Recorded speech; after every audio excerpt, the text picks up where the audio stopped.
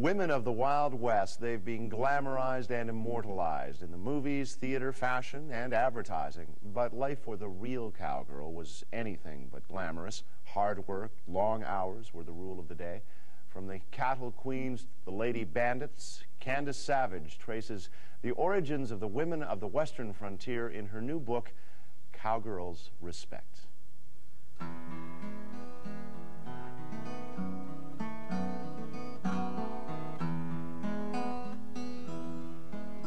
It was early in the spring when the blizzard came through. Calves were out on the ground. She headed her pony straight into the storm while the snow and the wind whistled round. She sang to herself as she rode through the herd, trying to keep out the chill. But there's mamas to doctor and babies to pull, and if she don't, then nobody will. The first cowgirls, the real cowgirls, I suppose, were the women who came to the West in the early years of settlement, at the very beginning, when cattle was what made the West work. There were also women, a few of them at least, who did work as hands, who were hired to work with the cattle on the trail. Some of them we don't know about because they were there in drag. At least we can assume they were there in drag, because we know of one or two who, at the end of their great adventure as cowboys, let it be known what they'd done. One woman, in fact, ended up going farther north as the cattle industry moved out onto the northern plains and lived her entire life as a man. It was only when she died that her neighbors discovered that Cowboy Joe was really Josephine. For the most part, people in ranch country really admired the women who were in their community, who knew livestock, who could fix a fence, who were useful people to have around at a branding, who could halter break a horse in a corral.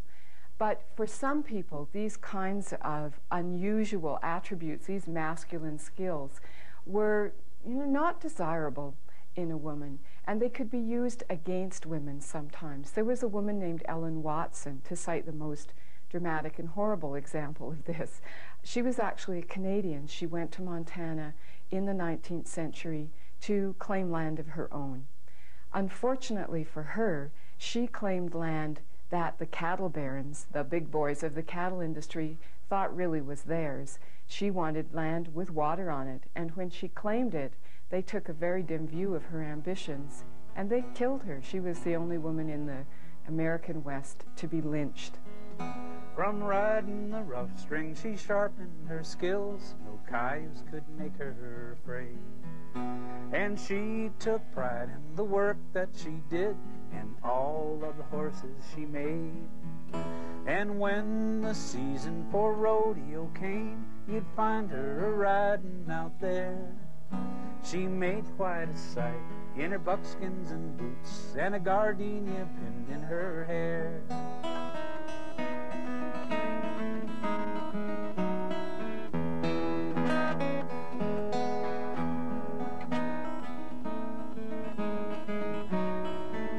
The first person to perform as a cowgirl was also the most famous. We all know about her. Her name was Annie Oakley. Funny thing was, she wasn't from the West at all, really. She was born about 1860 in Ohio.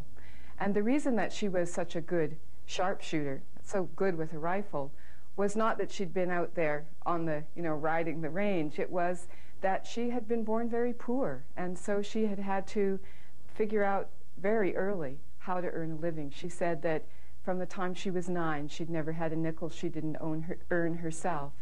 Her best way of earning money was killing birds, which could then be sold to restaurants. And because she was such a good shot, the birds she killed were in great demand by the city restaurant trade. So it just happened one day that a professional marksman came to town, and someone had the bright idea that our Annie should be put up as the local champion to compete against this person. His name was Frank Butler, and we all know from the musical that was later written about Annie's life that she lost because you can't get your man with a gun. Well, in point of historical fact, she won. And she did get her man with her gun, because she and Frank Butler were married. They had a very long and contented life together, and a business partnership. Frank had at first had the idea that Annie should be a kind of magician's assistant in his sharpshooting act. She would be the one who threw the targets for him to shoot at. She had other ideas. She wanted to shoot too. So soon they were a performing team, and then a little bit later, when there was an opening in Buffalo Bill's Wild West show, about 1885, Annie became the star, and Frank moved into the background and became her manager. So they had what the 19th century described, people in the 19th century described as a companionate marriage. Annie, of course, went on to great stardom in all across North America. She performed in England, in France, in Germany.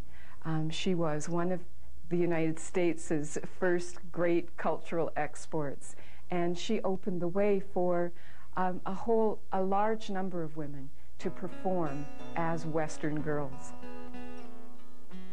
There are really only two historical figures who actually had some connection with the West, who were admitted to the Western myth. One of them was named Belle Starr. It was really only after her death that her life of crime began. In the pages of a scurrilous biography, a pamphlet that was written about her and identified her as the Bandit Queen. The other person who was admitted to the Western canon was Calamity Jane. She actually contributed to her own mythologization, because as a middle-aged woman, she developed a very severe drinking problem, and to earn drink money, she sold photographs of herself in her scouting costume and a little pamphlet that provided people with an embroidered account of her adventures and accomplishments. On Saturdays, between her errands and chores, she'd slip into town for a show, with cowgirls so pretty up there on the screen and singing wherever they'd go, in sequins and fringes and lipstick and rouge. That just ain't the way it was done. Well, she'd laugh with her friends at their antics and stories, but she never misses a one. The real cowgirls were out there on the ranch working with the horses and chasing the cows. The rhinestone cowgirls were on the movie screen, often dressed in very fancy clothes that just might have got caught in the barbed wire out in the real world. They looked really pretty, and they often, despite their glamour, the rhinestone cowgirls were often able to accomplish great things. The rhinestone cowgirl that I got to know about first was Dale Evans. She was a singer. She had a small-time career, and then eventually was called to Hollywood, where she wanted to be the star. Instead, she found herself in horse operas, playing alongside Roy Rogers.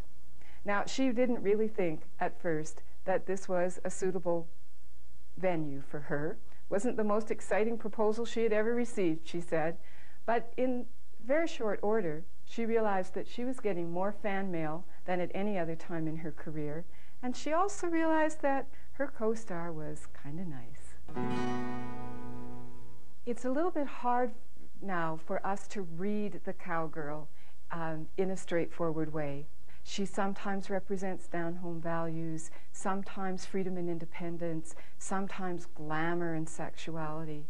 But if you just scrape some of those more recent images away, you soon get back to what's the real legacy of the cowgirl in all her manifestations, whether it was on the early ranches, on modern ranches, in Wild West shows, in rodeos, in the movies. The cowgirl represents for us an accomplished and especially an independent woman, and she still exists as someone to whom we can look with admiration and respect.